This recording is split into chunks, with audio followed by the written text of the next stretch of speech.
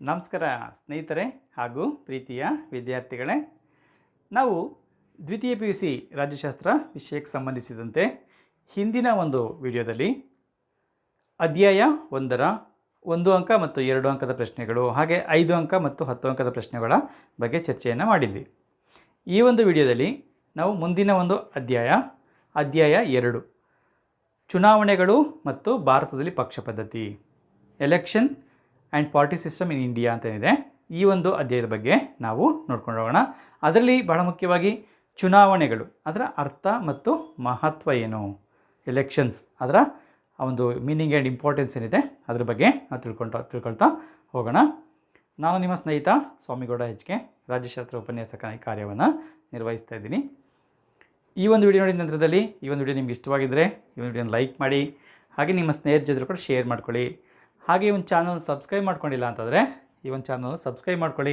ಪಕ್ಕದ bell button click ಮಾಡೋ ಮೂಲಕ ನಾನು ಮುಂದೆ ಮಾಡುವಂಥ ಎಲ್ಲ ವಿಡಿಯೋಗಳು ನಿಮಗೆ ನೋಟಿಫಿಕೇಷನ್ ಮೂಲಕ ಬರಬೇಕು ಅಂದರೆ ಆ ಒಂದು ಬೆಲ್ ಬಟನ್ ಕ್ಲಿಕ್ ಮಾಡಿ ನೋಟಿಫಿಕೇಷನ್ ಆಲ್ ಅಂತ ಸೆಟ್ ಮಾಡ್ಕೊಳ್ಳಿ.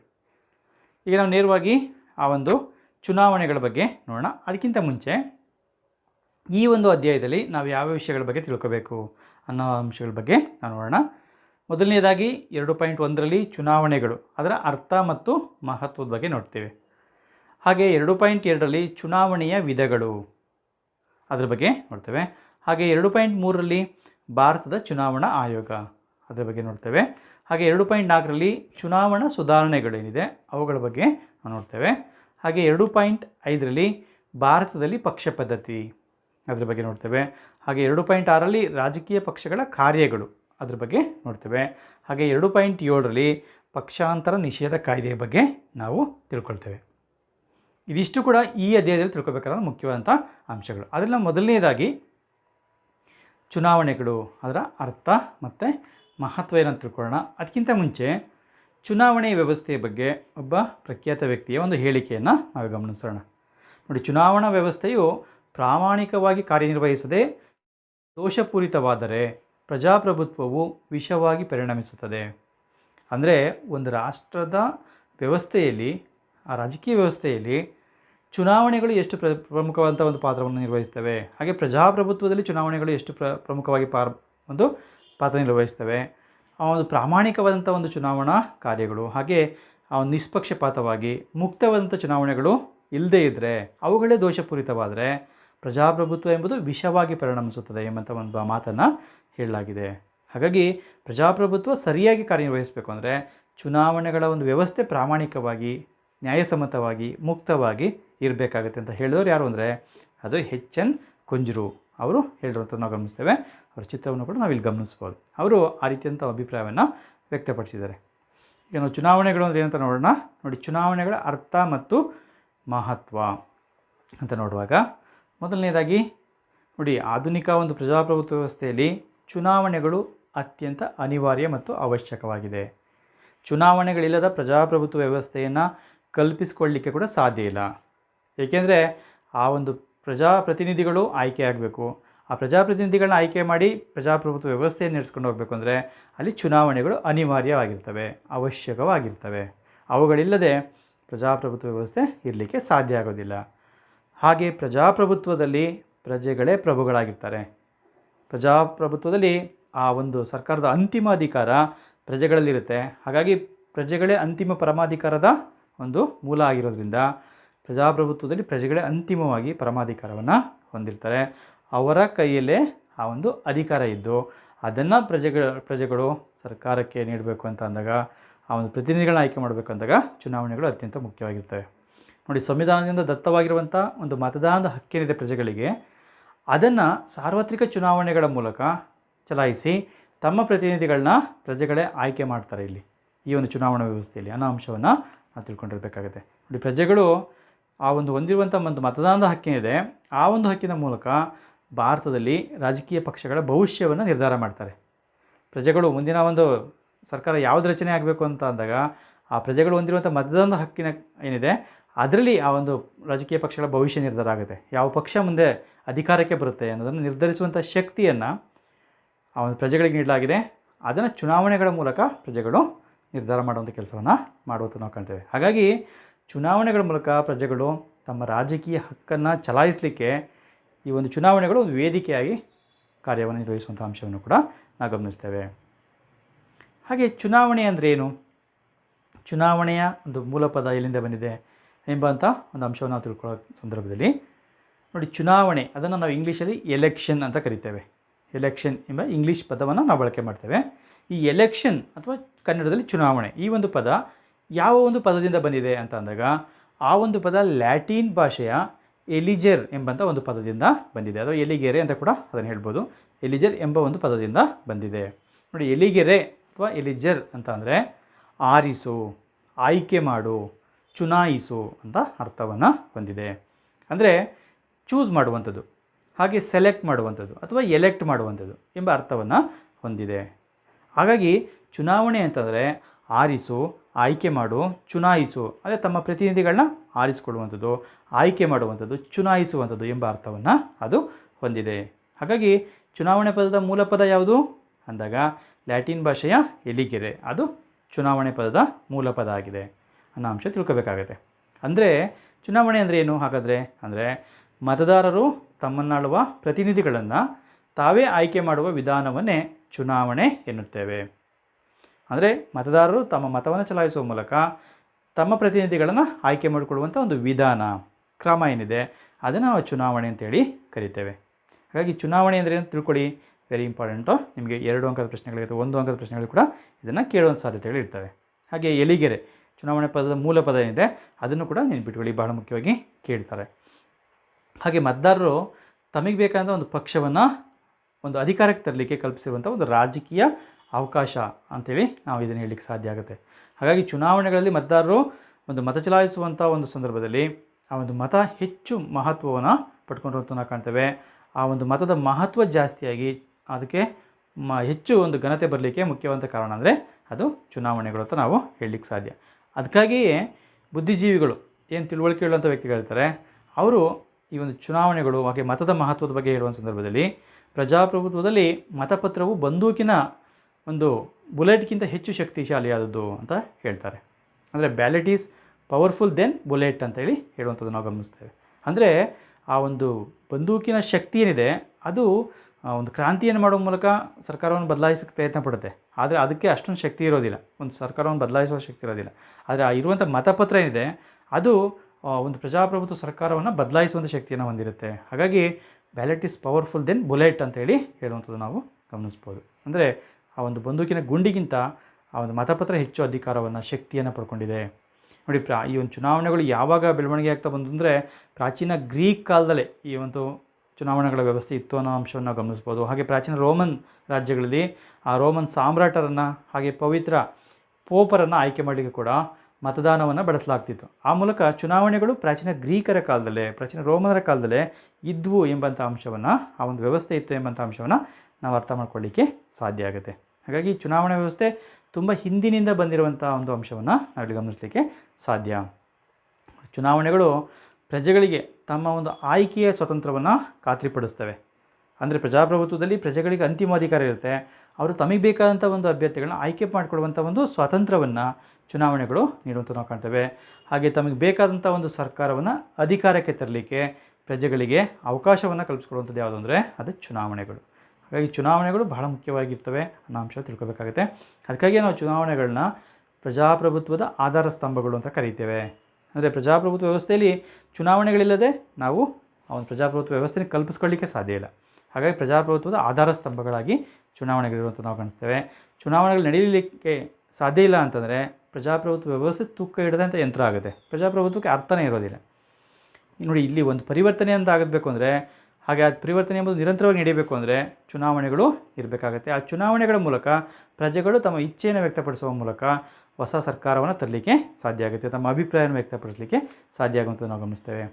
ನೋಡಿ, ಈ ಒಂದು ಚುನಾವಣೆಗಳಲ್ಲಿ ಯಾವ ಒಂದು ಪಕ್ಷ ಜನತೆಯ ಬೆಂಬಲವನ್ನು ಪಡೆಯುತ್ತೋ ಅದು ಅಧಿಕಾರಕ್ಕೆ ಬಂದು ಆಡಳಿತ ಪಕ್ಷವಾಗಿ ಹೊರಹೊಮ್ಮುತ್ತೆ. ಅಂದರೆ ಬಹುಮತವನ್ನು ಪಡೆದಂಥ ಪಕ್ಷ ಅಧಿಕಾರಕ್ಕೆ ಬಂದು ಆಡಳಿತ ಪಕ್ಷವಾಗಿ ಹೊರಹೊಮ್ಮಿದರೆ, ಉಳಿದಂಥ ಪಕ್ಷಗಳು ಅಂದರೆ ಕಡಿಮೆ ಸ್ಥಾನಗಳನ್ನ ಪಡೆಯುವಂಥ ಪಕ್ಷಗಳು ವಿರೋಧ ಪಕ್ಷಗಳಾಗಿ ಕಾರ್ಯವನ್ನು ನಿರ್ವಹಿಸ್ತವೆ.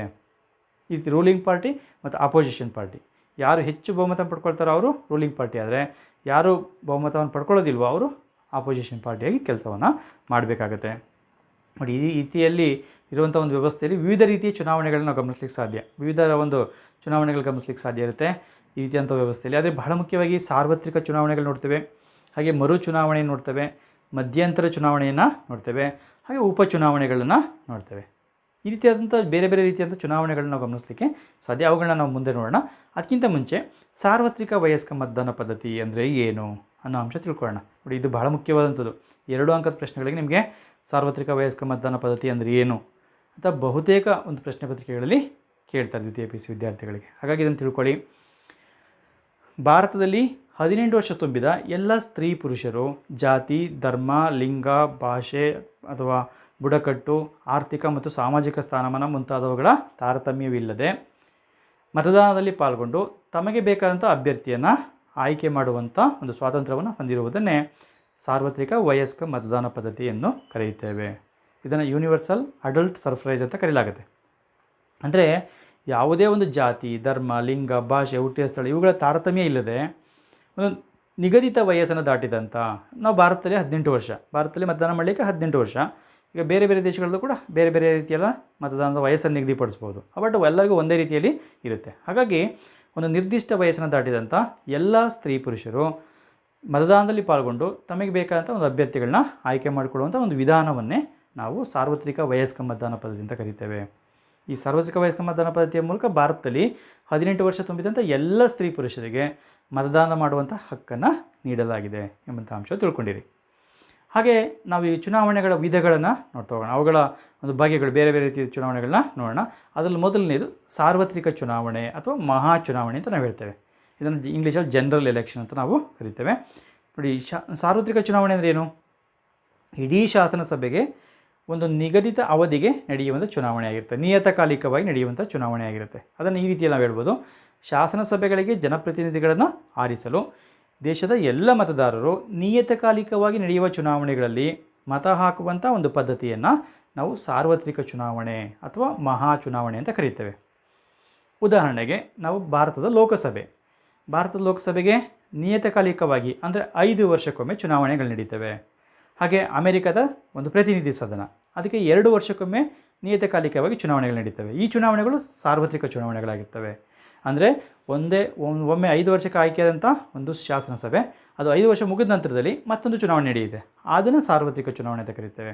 ಅಂದರೆ ಶಾಸನಸಭೆಗಳಿಗೆ ಇಡೀ ಸದನಕ್ಕೆ ಜನಪ್ರತಿನಿಧಿಗಳನ್ನ ಆಯ್ಕೆ ಮಾಡಲಿಕ್ಕೆ ಒಂದು ನಿಗದಿತ ಅವಧಿಗೆ ನಿಯತಕಾಲಿಕವಾಗಿ ನಡೆಯುವಂಥ ಒಂದು ಚುನಾವಣೆಗಳಿರ್ತವೆ. ಅಂಥ ಚುನಾವಣೆಯಲ್ಲಿ ಜನರು ಮತದಾನ ಮಾಡ್ತಾರೆ. ಅಂಥ ಚುನಾವಣೆಗಳನ್ನ ಸಾರ್ವತ್ರಿಕ ಚುನಾವಣೆ ಅಥವಾ ಮಹಾ ಚುನಾವಣೆ ಅಂತ ನಾವು ಭಾರತದಲ್ಲಿ ಕರಿತೇವೆ. ಲೋಕಸಭಾ ಚುನಾವಣೆ ಇದಕ್ಕೆ ಒಂದು ಉದಾಹರಣೆ. ಹಾಗೆ ವಿಧಾನಸಭೆಗಳು ಕೂಡ ಸಾರ್ವತ್ರಿಕ ಚುನಾವಣೆಗಳು ನಡೀತವೆ. 5 ವರ್ಷಕ್ಕೊಮ್ಮೆ ಚುನಾವಣೆಗಳು ನಡೀತವೆ, ಅದನ್ನು ಕೂಡ ನಾವು ಗಮನಿಸ್ಕೋಬೋದು. ಉದಾಹರಣೆ ಕರ್ನಾಟಕ ಅಂತಂದರೆ ಕರ್ನಾಟಕ ವಿಧಾನಸಭೆಗೆ 5 ವರ್ಷಕ್ಕೊಮ್ಮೆ ಚುನಾವಣೆ ನಡೆಯುತ್ತೆ. ಉದಾಹರಣೆಗೆ ನಾವೀಗ 2018 ಚುನಾವಣೆ ನಡೆದಿದೆ, 2023ಕ್ಕೆ ಮತ್ತು ಸಾರ್ವತ್ರಿಕ ಚುನಾವಣೆಗಳು ನಡೀತವೆ. ಈ ರೀತಿಯಾದಂಥ ಅಂಶವನ್ನು ಗಮನ ಇಟ್ಟು ತಿಳ್ಕೊಳ್ಳಿ. ಹಾಗೆ ಇನ್ನೊಂದು ರೀತಿಯಾದಂಥ ಚುನಾವಣೆ ಅಂತಂದರೆ ಮರು ಚುನಾವಣೆ. ನೋಡಿ, ಇದು ಎಲ್ಲ ಕ್ಷೇತ್ರಗಳಲ್ಲಿ ನಡೆಯುವಂಥ ಚುನಾವಣೆ ಅಲ್ಲ. ಇದು ನಿರ್ದಿಷ್ಟ ಕ್ಷೇತ್ರಕ್ಕೆ ಮಾತ್ರ ಸಂಬಂಧಪಟ್ಟಿರುತ್ತೆ ಅಥವಾ ನಿರ್ದಿಷ್ಟ ಮತಗಟ್ಟೆಗೆ ಮಾತ್ರ ಸಂಬಂಧಪಟ್ಟಿರೋದನ್ನು ನಾವು ಗಮನಿಸ್ತೇವೆ. ನೋಡಿ, ಸಾರ್ವತ್ರಿಕ ಚುನಾವಣೆಗಳು ನಡೆಯುವ ಸಂದರ್ಭದಲ್ಲಿ ಯಾವುದೇ ಮತಗಟ್ಟೆಯಲ್ಲಿ ಅಕ್ರಮಗಳು ನಡೆದರೆ, ಮತಪೆಟ್ಟಿಗೆಗಳನ್ನು ನಾಶಪಡಿಸಿದರೆ, ಮತಪತ್ರಗಳನ್ನ ಕಸಿದುಕೊಂಡರೆ ಅಥವಾ ಚುನಾವಣಾ ಸಿಬ್ಬಂದಿಗೆ ತಮ್ಮ ಕರ್ತವ್ಯವನ್ನು ನಿರ್ವಹಿಸುವಲ್ಲಿ ಅಡಚಣೆ ಉಂಟು ಮಾಡಿದರೆ, ಅಥವಾ ಇತ್ತೀಚೆಗೆ ನಾವು EVMಗಳು ಬಂದಿದೆ, ಮತಯಂತ್ರಗಳು ಬಂದಿದೆ, ಮತಯಂತ್ರಗಳಿಗೆ ತೊಂದರೆಯನ್ನು ಉಂಟು ಮಾಡಿದರೆ, ಅಂಥ ಸಂದರ್ಭದಲ್ಲಿ ಅಥವಾ ಯಾವುದೇ ಚುನಾವಣಾ ಅವ್ಯವಹಾರಗಳು ನಡೆದರೆ ಅಲ್ಲಿನ ಚುನಾವಣೆಗಳನ್ನು ರದ್ದುಗೊಳಿಸಿ ಪುನಃ ಚುನಾವಣೆಗಳನ್ನು ನಡೆಸುವುದೇ ಮರು ಚುನಾವಣೆ ಅಂತ ಕರೀತೇವೆ.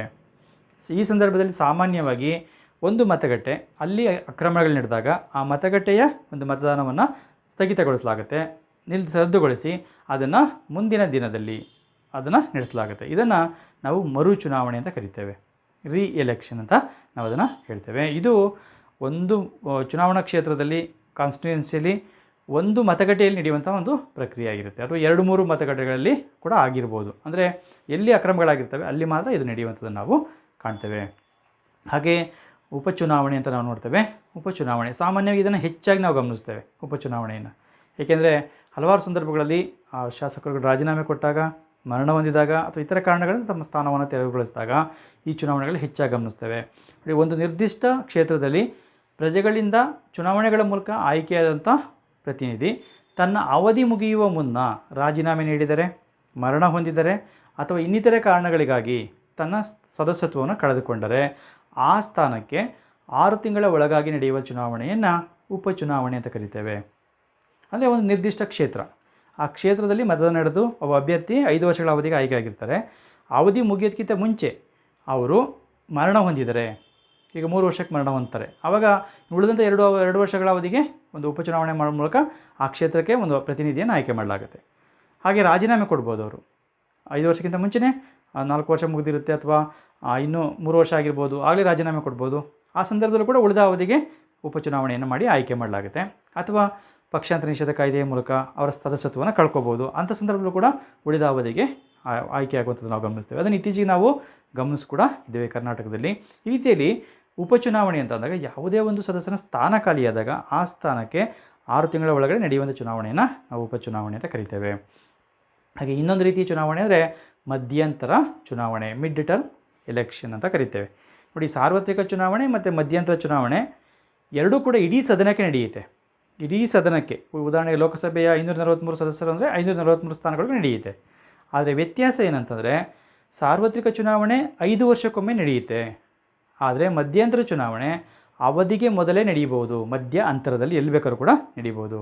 ಅಂದರೆ ಒಂದು ನಿರ್ದಿಷ್ಟ ಅವಧಿಗೆ ಆಯ್ಕೆಯಾದಂಥ ಸರ್ಕಾರ ತನ್ನ ಪೂರ್ತಿ ಅಧಿಕಾರಾವಧಿ ಮುಗಿಯುವ ಮುನ್ನವೇ ಬೇರೆ ಬೇರೆ ಕಾರಣಗಳಿಂದ, ನಾನಾ ಕಾರಣಗಳಿಂದ ಅಧಿಕಾರದಿಂದ ಕೆಳಗಿಳಿದಾಗ ಅಥವಾ ಶಾಸನಸಭೆಯ ಕೆಲಸದನ್ನು ವಿಸರ್ಜಿಸಲ್ಪಟ್ಟಾಗ ಆ ಇಡೀ ಸದನಕ್ಕೆ ಚುನಾವಣೆಯನ್ನು ನಡೆಸಲಾಗುತ್ತೆ. ಈ ಚುನಾವಣೆಯನ್ನೇ ಮಧ್ಯಂತರ ಚುನಾವಣೆ ಅಂತ ಕರಿತೇವೆ.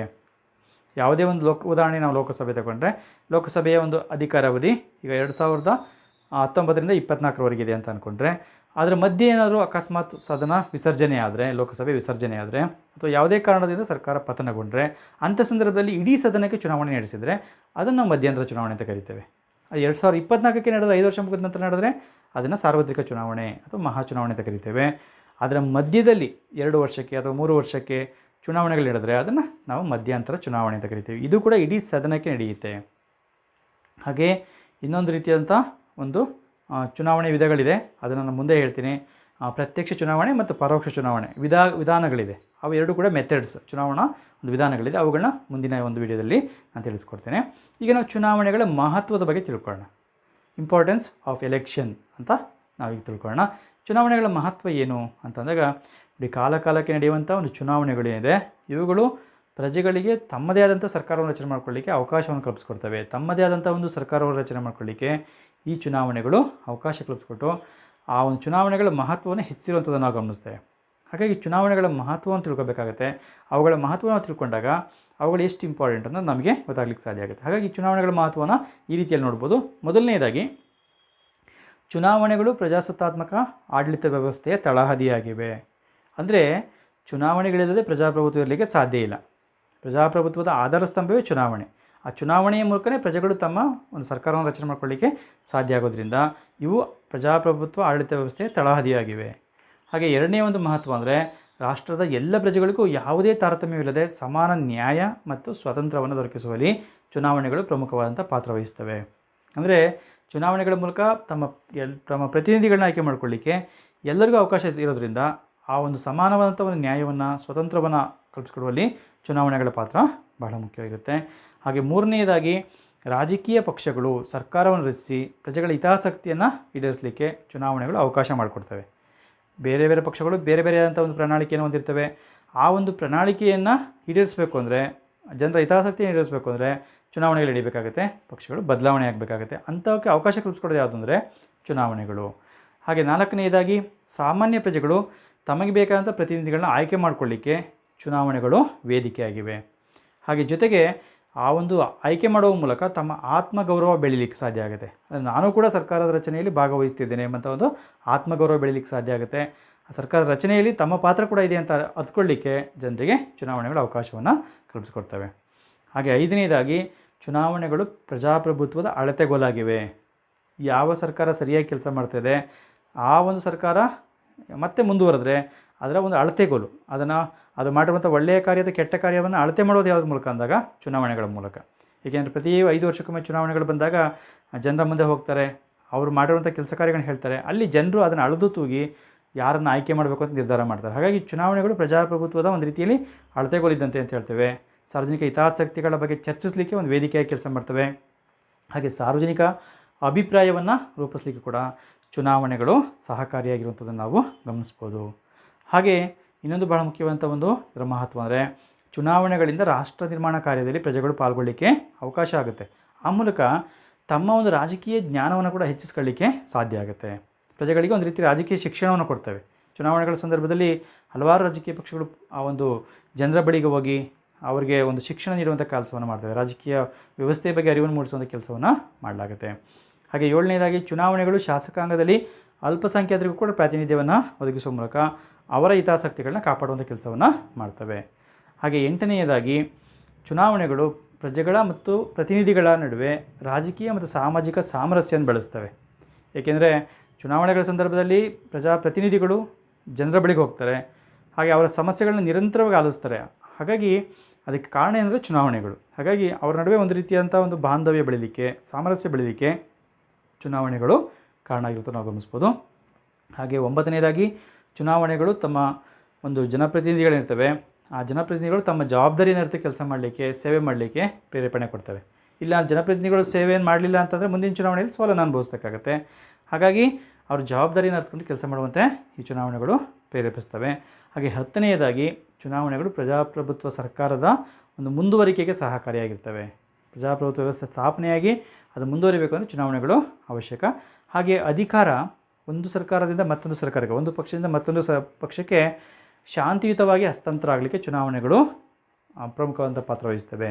ಚುನಾವಣೆಗಳ ಮೂಲಕ ಯಾವ ಪಕ್ಷ ಬಹುಮತ ಪಡ್ಕೊಳ್ಳುತ್ತೋ ಅಥವಾ ಯಾವ ಪಕ್ಷ ಅಲ್ಪಮತ ಪಡ್ಕೊಳ್ಳುತ್ತೋ, ಬಹುಮತ ಪಡೆದ ಪಕ್ಷಕ್ಕೆ ಅಲ್ಪಮತ ಪಡೆದ ಪಕ್ಷ ಅಧಿಕಾರವನ್ನು ಬಿಟ್ಕೊಡ್ಬೇಕಾಗತ್ತೆ. ಈ ರೀತಿ ಶಾಂತವಾಗಿ ಅಧಿಕಾರವನ್ನು ವರ್ಗಾವಣೆ ಮಾಡೋ ನಿಟ್ಟಿನಲ್ಲಿ ಚುನಾವಣೆಗಳ ಪಾತ್ರ ಬಹಳ ಮುಖ್ಯವಾಗಿರುವಂಥ ಅಂಶವನ್ನು ನಾವು ಗಮನಿಸ್ತೇವೆ. ಹಾಗಾಗಿ ಚುನಾವಣೆಗಳು ಪ್ರಜಾಪ್ರಭುತ್ವ ವ್ಯವಸ್ಥೆಯ ಆಧಾರ ಸ್ತಂಭಗಳಾಗಿದೆ. ಚುನಾವಣೆಗಳಿಲ್ಲದ ಪ್ರಜಾಪ್ರಭುತ್ವವನ್ನು ಊಹಿಸ್ಕೊಳ್ಳೋದು ಕೂಡ ಸಾಧ್ಯ ಇಲ್ಲ. ಹಾಗಾಗಿ ಚುನಾವಣೆಗಳ ಪಾತ್ರ ಪ್ರಜಾಪ್ರಭುತ್ವ ವ್ಯವಸ್ಥೆಯಲ್ಲಿ, ರಾಜಕೀಯ ವ್ಯವಸ್ಥೆಯಲ್ಲಿ ಬಹಳ ಮುಖ್ಯವಾದಂಥ ಒಂದು ಪಾತ್ರವನ್ನು ವಹಿಸ್ತೇವೆ. ಚುನಾವಣೆಗಳಿಲ್ಲದೆ ಪ್ರಜಾಪ್ರಭುತ್ವ ಇರಲಿಕ್ಕೆ ಸಾಧ್ಯ ಇಲ್ಲ. ಪ್ರಜೆಗಳಿಗೆ ತಮಗಿರುವಂತಹ ಒಂದು ಮತದಾನದ ಹಕ್ಕನ್ನು ಒಂದು ಚಲಾಯಿಸಲಿಕ್ಕೆ ವೇದಿಕೆಯಾಗಿ ಕೂಡ ಕಾರ್ಯವನ್ನು ನಿರ್ವಹಿಸ್ತವೆ. ಆ ಮೂಲಕ ಪ್ರಜಾಪ್ರಭುತ್ವಕ್ಕೆ ಒಂದು ನೈಜ ಸ್ವರೂಪವನ್ನು ತಂದುಕೊಡುವಲ್ಲಿ ಚುನಾವಣೆಗಳ ಪಾತ್ರ ಬಹಳ ಮುಖ್ಯವಾಗಿರುತ್ತೆ ಅನ್ನೋ ಅಂಶವನ್ನು ಅದು ತಿಳ್ಕೊಬೇಕಾಗುತ್ತೆ. ಇದಿಷ್ಟು ಕೂಡ ಚುನಾವಣೆಯ ಅರ್ಥ ಮತ್ತು ಮಹತ್ವ. ಈ ಅಂಶಗಳನ್ನ ತಿಳ್ಕೊಳ್ಳಿ. ಮತ್ತು ನಿಮಗೆ ಚುನಾವಣೆಯ ಬಗೆಗಳು, ಕೆಲವು ಬಗೆಗಳನ್ನ ಹೇಳಿದ್ದೀನಿ. ಸಾರ್ವತ್ರಿಕ ಚುನಾವಣೆ, ಸಾರ್ವತ್ರಿಕ ವಯಸ್ಕ ಮತದಾನ ಪದ್ಧತಿ, ಮರು ಚುನಾವಣೆ, ಉಪಚುನಾವಣೆ, ಇವುಗಳನ್ನ ಕೂಡ 2 ಅಂಕದ ಪ್ರಶ್ನೆಗಳಿಗೆ ಕೇಳ್ಬೋದು. ಹಾಗೆ ಸಾರ್ವತ್ರಿಕ ವಯಸ್ಕ ಮತದಾನ ಪದ್ಧತಿನ ಬಹಳ ಮುಖ್ಯ ನೆನಪಿಟ್ಕೋಬೇಕಾಗತ್ತೆ. ಅದನ್ನು 2 ಅಂಕದ ಪ್ರಶ್ನೆಗಳಿಗೆ ಕೇಳ್ತಾರೆ. ಚುನಾವಣೆ ಎಂದರೇನು ಅಂತ ಪ್ರಶ್ನೆ ಕೇಳ್ತಾರೆ.